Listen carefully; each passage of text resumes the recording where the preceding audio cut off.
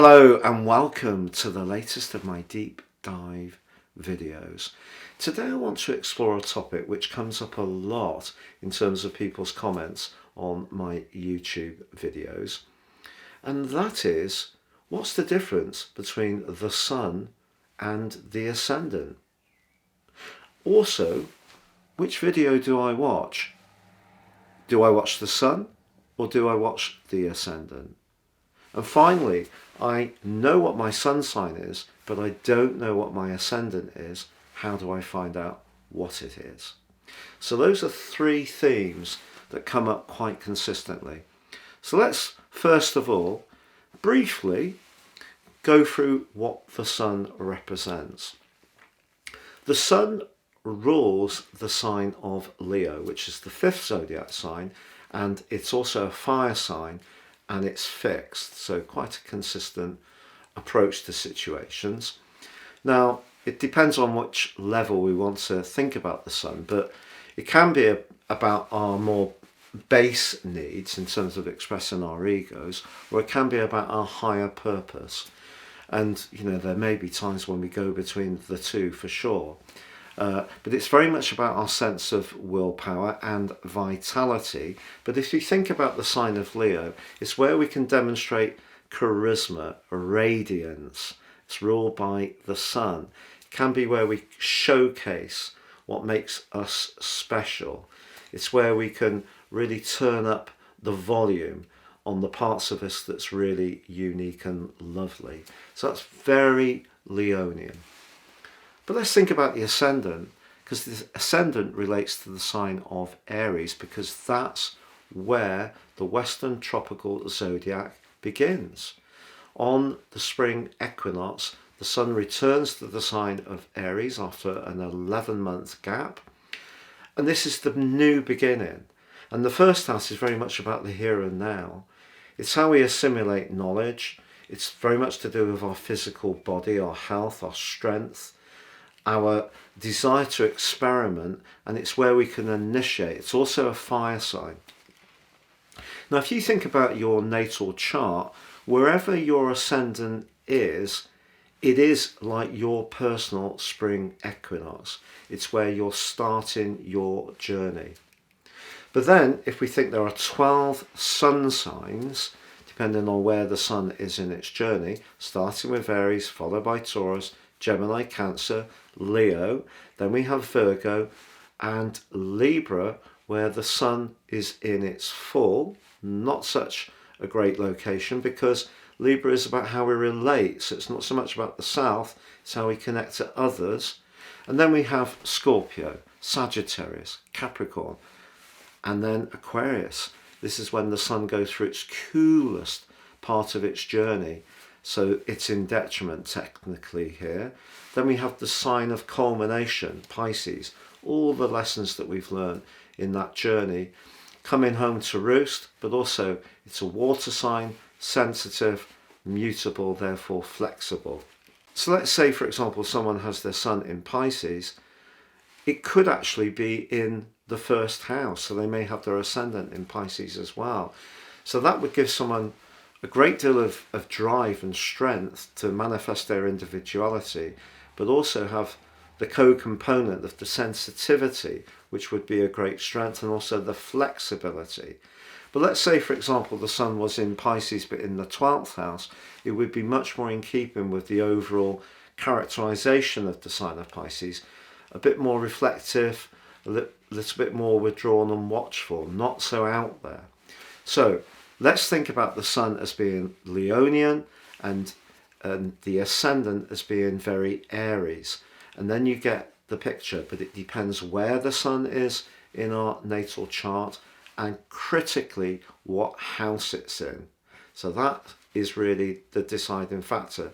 And that house comes from the point of where the ascendant is. Now, there are lots of different ways to measure the heavens, to be honest. And the way I use in my consultancy work is PLACIDUS. Now, PLACIDUS doesn't divide the chart into 12 equal segments. That's an approach called equal house. But that puts stress on the 10th house cusp, which is very important to understand how we connect to the wider world. It's almost like the midday part of the chart, and equal house compromises that a little bit. Placidus has its detractors too, particularly if you're based in the far south of the world or the far north. I don't want to go into massive detail about this, but Placidus can be complex if you're trying to relate to my YouTube videos, because it doesn't divide the chart into 12 equal units, whereas equal house does, and that can be obviously very helpful. But there's another thing that we can do if we're watching YouTube videos once we find out what the ascendant is, and we can think of our position of our sun, but then embrace the rest of that sign. So we start the zodiac based on the sun sign at 0 degrees. So Leonardo Dicaprio is the celebrity that I'm sharing with you on screen, and his sun is at 18 degrees 39 in the sign of Scorpio. But if we use the whole sign approach but based on the sun, it means that the first point of his chart, the ascendant, is based at 0 degrees in Scorpio. So if you were watching a YouTube video, I think basically that's how YouTube videos work. So if you're watching in terms of your sun, whether it's at 3 degrees, 17 degrees, 23 degrees, you can always think in terms of whole sign astrology for the sun. And that makes it simple to watch the video. Now, more technical astrologers, most of them would have a real issue with this approach. But I actually will stand very strongly in my own power about this subject, because I've been doing this work for 28 years, and I know that whole sign based on the sun does work. It really, really does. So wherever your sun is in your particular zodiac sign, you can watch your video for that sign, and you will be able to relate to certain elements, pardon the pun, of your situation, even if it will have its technical detractors.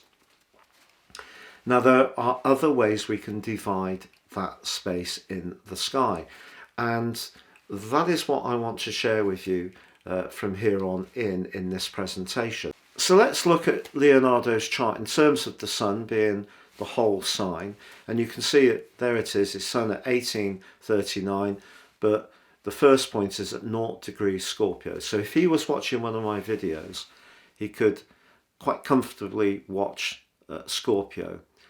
But you can also see that his ascendant is in the sign of Libra, but he has a lot of planets and also the asteroid Cupido in the sign of Libra, but they all go into the 12th house. Now, I don't know a tremendous amount about Leonardo DiCaprio. My wife suggested this person. I know his breakout was probably Titanic, and he's featured in a lot of films since then. And he's a person that I sense has a degree of privacy around a lot of his personal life, and that would be represented by all the planets in this whole sign approach to his sun being in the 12th house. Really interesting.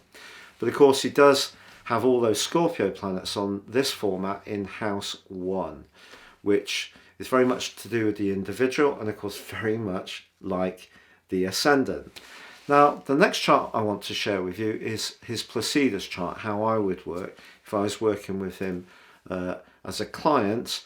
So that means that he has Pluto, the Moon, Cupido, an asteroid, Uranus and Mercury all in house 1. Very much about his individual being. He has the ascendant at 3 degrees and 6 minutes in Libra. And the dazzling combination here, to be honest, is Uranus's conjunction with Mercury, which gives him tremendous magnetism and a way of transmitting his energy in a very spellbinding manner. But it does mean in his natal chart that the midpoint between the sun and the moon is in the sign of Libra, is at 2 degrees in Scorpio, very close to his path of fortune at 6, and you can see Mars is at 9, is midpoint between Mars and Venus, just tucked in between Mars and the sun, and then he also has Venus very close to the sun. So that's very alluring, very attracting, and they're all in the second house. So this is a person who has a great appreciation of good food, good wine, sensuality, probably very good at handling money or attracting it. In terms of his love life, Black Moon Lilith is in house 5. So Black Moon Lilith is where we want to manifest our perhaps more taboo desires. House 5 can be very much to do with that sun energy, and in the sign of Pisces, very mutable, but he also has Juno and Jupiter very close to that Black Moon Lilith, but in house 6. So for him, Jupiter, where he's going to be really successful, is around his work. So a shimmering energy around his love life, but with a focus on work. Critically, in terms of just a couple of other details, he has Chiron in the 7th house. Now, again, I don't know very much, but I understand he has had quite a few different partners. The 7th house is where we relate, and Chiron being there might be someone who could find it a little bit more challenging to really get their needs fully met. He also has Saturn in detriment in his chart. It's in the 10th house, which is a good thing because that's very Capricornian, but it's in the sign of Cancer. But he has Eros there, another asteroid to do with attracting things to us. And so I think he's very much in love with his career because it's quite close to his 10th house, where he attracts success. That's his goals and ambitions. He also has in this natal chart, based on Placidus, Neptune and the North Node in the 3rd house. So his use of language and communication, extraordinarily strong. So that's his chart in terms of Placidus. But if he said to me, what video should I watch, Patrick? I'd say, well, for you, Leonardo, you can watch Libra for your Ascendant or Scorpio for your Sun. The choice is yours, but he has got a very strong Libran element in his chart. So I think he would get a lot out of Libra.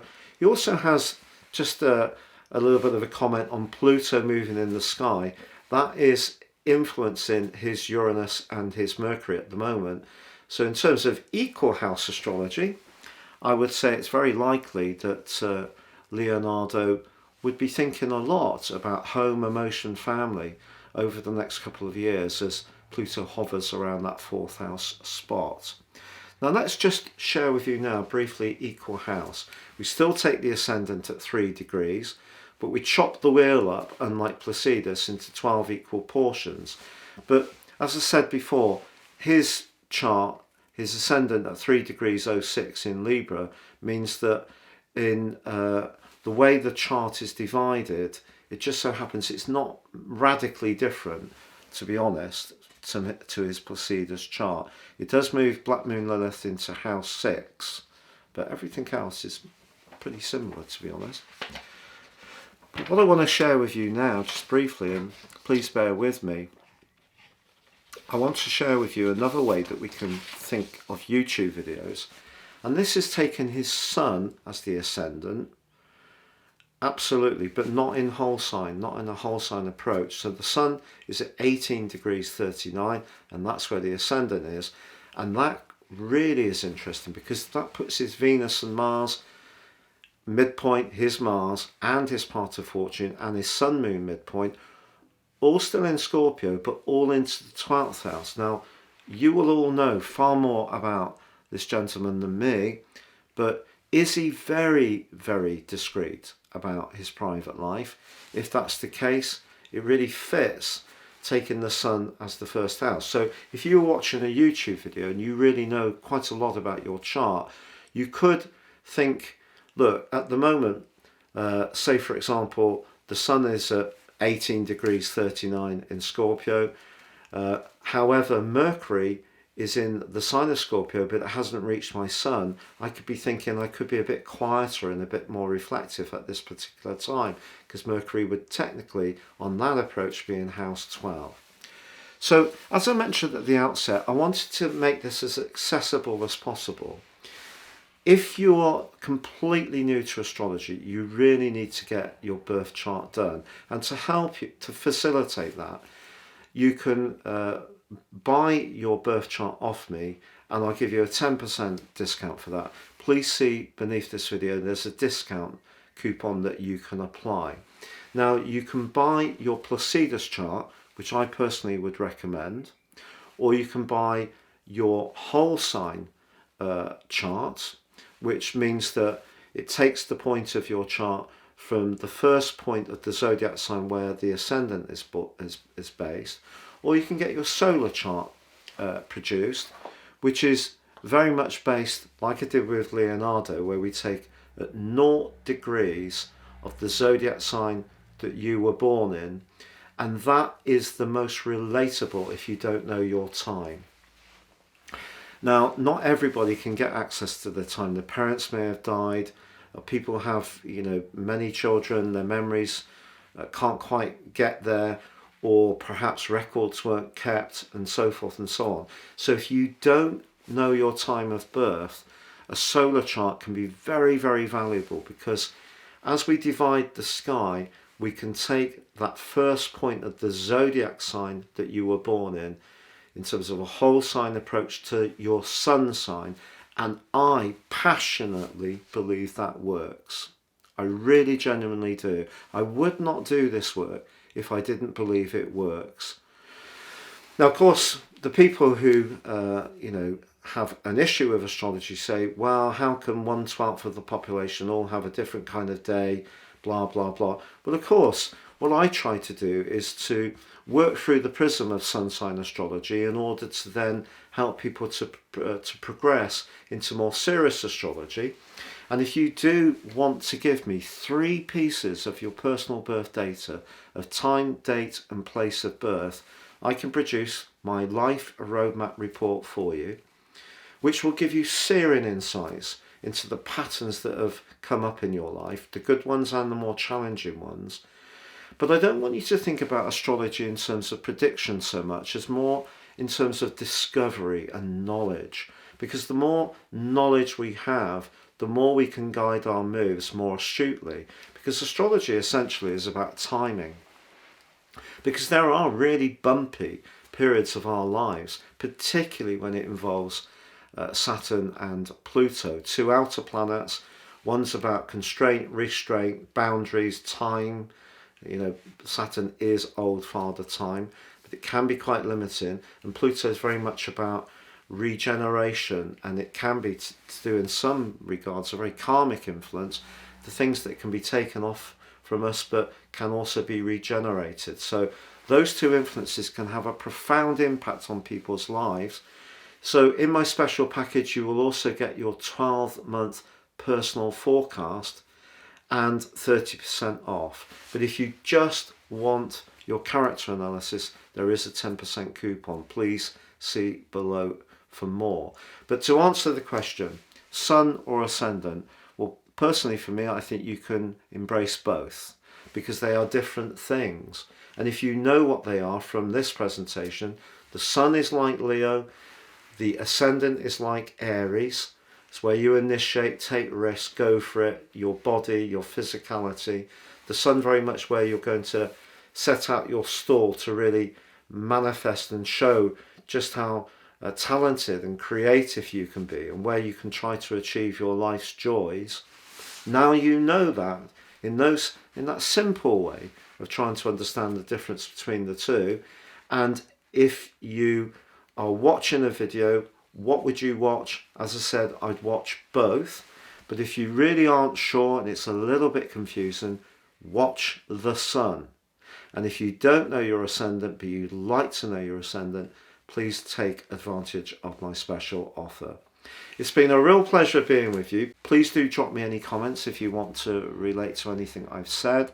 But thank you so much for joining me. Please like, subscribe, or comment.